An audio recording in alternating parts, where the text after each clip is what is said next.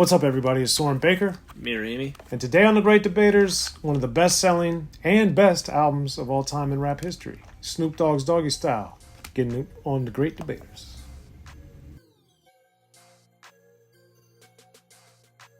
All right, Amir, so we're back here on The Great Debaters. As always, if you haven't already, please hit that subscribe button. It's right down there and it's free. That enables us to keep coming to y'all as often as possible with as many interviews as possible, as many First and 15ths as possible, and as many episodes of The Great Debaters as possible. So please hit that subscribe button. Please tell a friend if you've already subscribed. And right down there while you're there, you could hit that join button to really help us out in that way. 3 different tiers, 3 different ways you could help Unique Access Entertainment grow. And we're grateful for your support. Now, Amir, Snoop Doggy Dogg, as he was known at the time. This is the #1 album when it came out. An amazing accomplishment for Snoop Dogg. It was just, I remember never remembering having such attention on a rap album that Doggystyle had when it came out. Snoop had his legal issues going on, but more importantly, he was coming off the Chronic. He was coming off of scene-stealing performances throughout that album, and back when people had to actually buy physical product, it's amazing to realize that the Chronic in its first year sold 3 million units. That's just utterly ridiculous and explosive when you think about in this era, a lot of guys would take a year to sell 500,000 and that would be considered a hit. The Chronic did 3 million in 1 year. So it was just literally changed the landscape of rap in so many different ways. And Doggystyle was even more popular, sold more, and to some people is better than the Chronic. So that being said, let's get into our top 3 picks from this masterpiece as well, Doggystyle. What you got, Amir? So, I feel like our last few episodes, man, it's been a bunch of songs. There's a bunch of albums that have so much nostalgia to me. Mm-hmm. Like last week, we did the Wu-Tang, best singles and stuff. And this is another one we can pick, like the best singles. It's just so many good ones. But so much nostalgia with this, man, that it's very hard for me to sway from, like, the tracks that remind me of, like, middle school and, like, because I listened to it so many times, like middle school, high school, college, like all that. I just have so many memories attached to this one. And one thing that I want to note that's very interesting before I get into my first pick is this album starts off with Bathtub and then like the G-Funk intro, which I find hilarious because it's like you got a skit and then you have a song after, which sounds like it would be a skit because it's called the G-Funk intro, but then it's like an actual song. So that I found was interesting. But my first pick's going to be the one right after that, and that's going to be Gin and Juice. Track 3. And Gin and Juice, I think, is a lot of people's favorite song from the album. It's definitely, if not the most popular song from the album, one of the most popular songs from the album, and it is phenomenal. I remember actually when I first heard the song, it wasn't from the album, I'd actually seen the music video. And I just heard the song also just on its own as well. And I remember in the beginning, I thought that the noise you heard in the beginning was actually someone pouring a drink because it's called Gin and Juice. So I was assuming they're pouring a drink. And then it wasn't until I bought the album and I heard the G-Funk intro at the end of it. You hear someone saying like they need to take a piss or whatever. And then it starts up with this song. And I was like, oh, so what I thought someone was pouring a drink is just some dude taking a piss.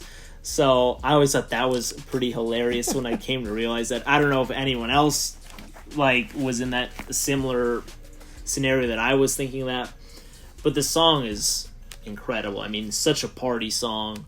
I hear it everywhere. I hear it in such different settings, whether I hear it in concert like a DJ just like playing like classic songs, or I hear it just like parties throughout the years that I've attended, or the radio, or people's cars who are beside me. And this is city to city. I'm not just talking about in LA. I'm talking about all over.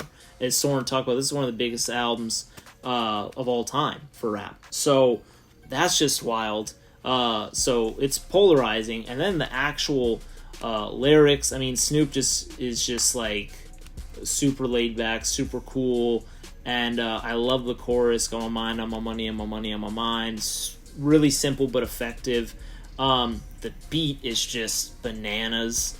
it's just one of those timeless songs that no matter how many times I hear it, I don't get bored of it. And I also do remember seeing the music video and liking that too, especially in the beginning where he's on like the bicycle and all that. I just thought it was just really cool visually, in my opinion. I just think a lot of it just sticks with me, and just a really, really, really good song from all levels, from production to even like the cover right here is just awesome. I love that. Shout out to Joe Cool. I mean, just so much works with this album and this song that has to be my first pick. Gin and Juice is also mine. I just think for all those reasons you named, and I like as the Chronic started, this is the type of song that really I noticed a lot of the white people I went to college with or high school with that I noticed that kind of maybe liked rap a little bit or whatever, but it was the Chronic, it was Doggystyle that made them become rap fans, which I thought was hilarious. But at the same time, this is, as I talk about my book, in my book, The History of Gangster Rap, Snoop and Dre, because of the music they used, made gangster rap more appealing to people because it felt less abrasive, it felt less confrontational. Sonically, even though lyrically it's a lot of the same type of stuff, just over beats that sounded a lot more friendly and a lot less confrontational or aggressive or angry. And Gin and Juice is a prime example of that. And Snoop, his charisma is basically unrivaled and unparalleled in rap history, I would argue. He is the coolest dude, and as somebody that's got to hang out with Snoop many times over the years, go to several of his houses and see him perform in different states and hang out with him a lot, he's one of the coolest dudes you could ever meet. So what he is and presents on record really is a good reflection of a lot of it. And of course you get the angry side too, which I've seen in a couple times too. But Gin and Juice, man, it's like, it's a masterpiece of a song, and it's just so dramatic. And then when we get into some of the rest of Doggystyle, when you do see the more aggressive, the more forceful production from Dre, you can then contrast that against Gin and Juice, kind of like how you did with, say, Let Me Ride, for instance, on the Chronic, compared to a lot of the aggressive stuff on the Chronic. It's just amazing. So that's my first pick. Amir, what's your second pick on Doggystyle? Second favorite song, I don't know, man. This was, okay, so this song was my favorite song actually when I first heard the album. Okay. And it has stuck with me all these years, and I wonder if I heard this for the first time in 2023, if it would still be this high up in my list. Not to say it's not a great song, because I think it is great, but I'm going with Serial Killer. It's so damn good, and kind of like what Soren was saying with some of the more aggressive songs, which Gin and Juice is clearly not, Serial Killer is. And you can just tell by, first off, the song title. But on top of that, that'll give it away. That'll give it away, but on top of that, too, one cool thing about this song, too, is we actually get more people on it. Snoop obviously does an exceptional job throughout the album, but it's really cool to hear the Dog Pound on here. We get Corrupt, we get Daz, and to also hear D.O.C. was interesting. I mean, the Suicide is a Suicide is awesome. I just love that. And we get RBX, who, when he was on the mic in this era of rap, like in the Chronic era and the Doggystyle era, I mean, his presence was always felt. He didn't really compromise his flow. He just always sounded a little darker, a little slower, but it was definitely a bit menacing. And I think that his contribution to the song was necessary, and if he was not on the song, it would clearly not be one of the better songs, in my opinion, on the album, because it's so great. And, I mean, even Corrupt on the beginning, like, I don't know where the fuck I'm headed, up or down, right or left, life or death. For some reason, I really like that.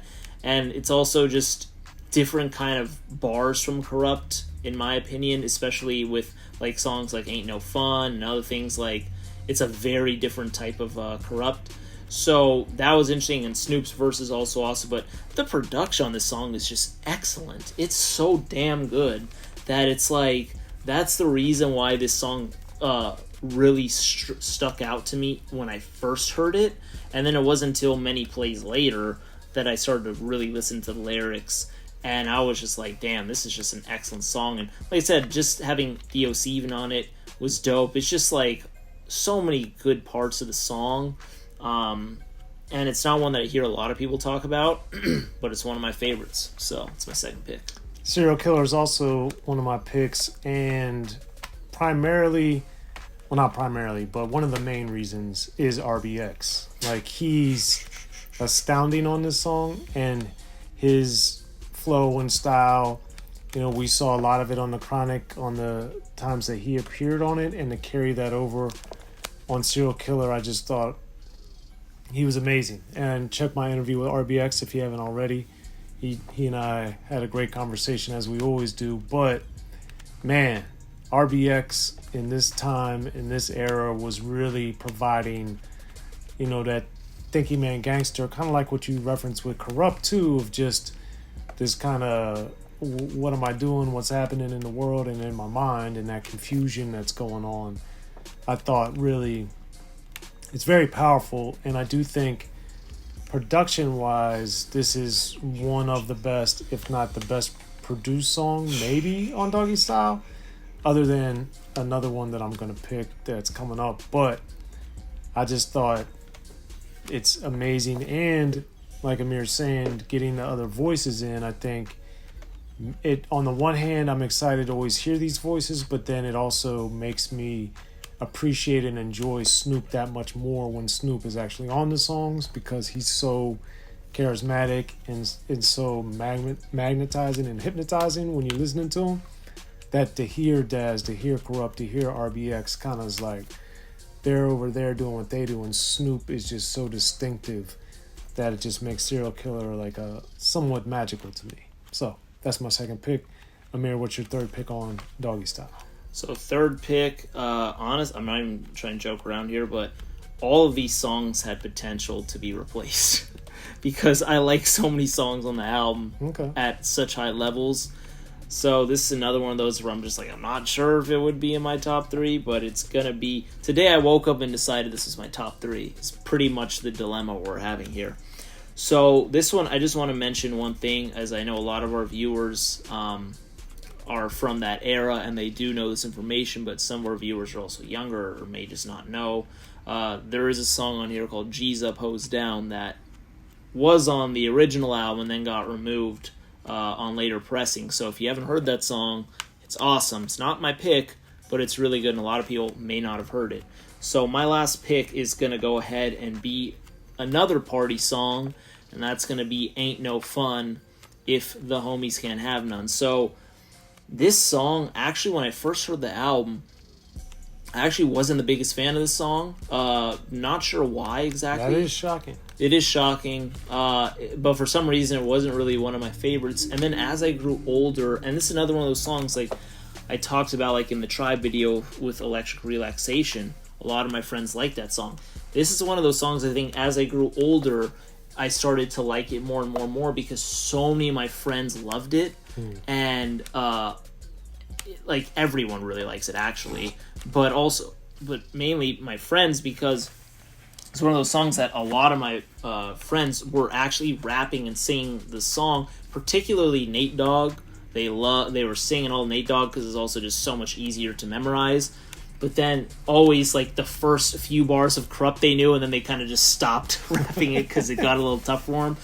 But this is one of those songs that just reminds me of connecting with friends and peers over rap, which doesn't happen too often in my life. It's usually people online who I talk to about rap. So that was one of those special things. On top of that, Nate Dogg, I mean, I'm listening to so much rap and stuff, and I'm listening to a lot of like 2000 stuff. I've been listening to a lot of like Ludacris area codes. I'm like, dude, Nate Dogg's career is so impressive, and to hear him actually have like not like a chorus here, but really just like a whole minute to himself or whatever it is, was awesome. That thing, everyone like has that memorized. And then how Corrupt just comes in on this song. It's just like Corrupt when he's just in this pocket of just aggressiveness, nastiness, definitely yeah, some women may not have be fans of this, but for some reason, a lot of them rap this. It's just like, what is he doing here? And then we didn't even get to Snoop yet. I mean, Snoop is awesome. Warren G's on the song. It's like, the song's a classic before it hits the 2-minute mark, and it's just insane. And it's just like a great party song. It's one that's lasted the test of time, and it's just a fun track overall, despite how offensive it is.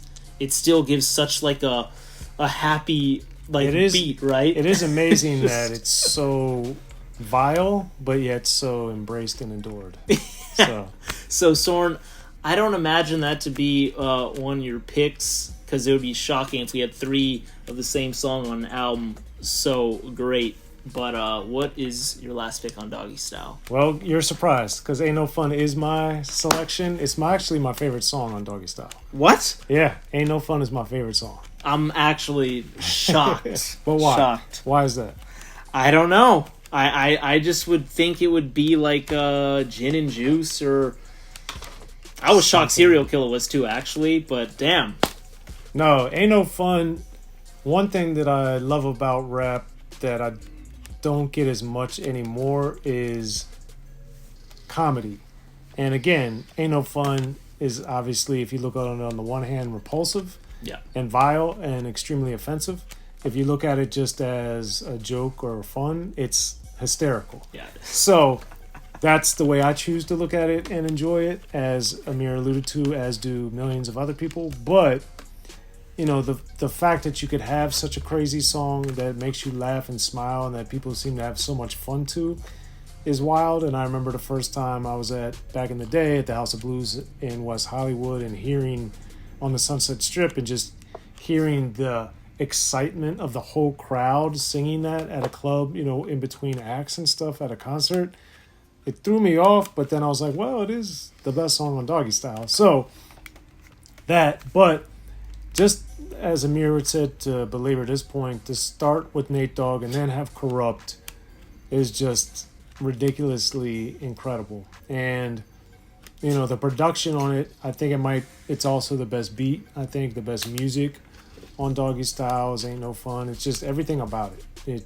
And it is fun, other than the messages in the lyrics. But anyway, that's my third pick for Doggystyle. Amazingly, and it's rare, but Amir and I actually have the same 3 songs, so that's always interesting and surprising when it happens. But we do, and let us know what you have as your top 3 songs on Doggystyle. Hit us up in the comment section, and definitely interested to hear what you think and what you have to say.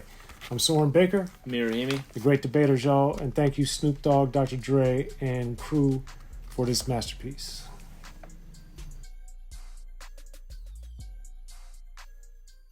In the beginning, hip-hop was ruled by the East Coast. Then the West Coast rose to prominence, thanks to gangster rap. Straight out of Compton, crazy motherfucker named Ice Cube. Hip-hop changed the world. Gangster rap changed the narrative. I'm representing for the gangsters all across the world. And then changed the world again. Cause I'll come and take your life away. The history of gangster rap features unheard stories, unseen photos and documents, all with exclusive interviews from the founders and players who shaped gangster rap. I think a real gangster rapper has to scare you a little bit. The history of gangster rap, written by veteran rap journalist Soren Baker. In stores now. Yo, what up? This is DJ Quick. Be sure to pick up my homeboy Soren Baker's book, The History of Gangster Rap, if you really want to know what we do.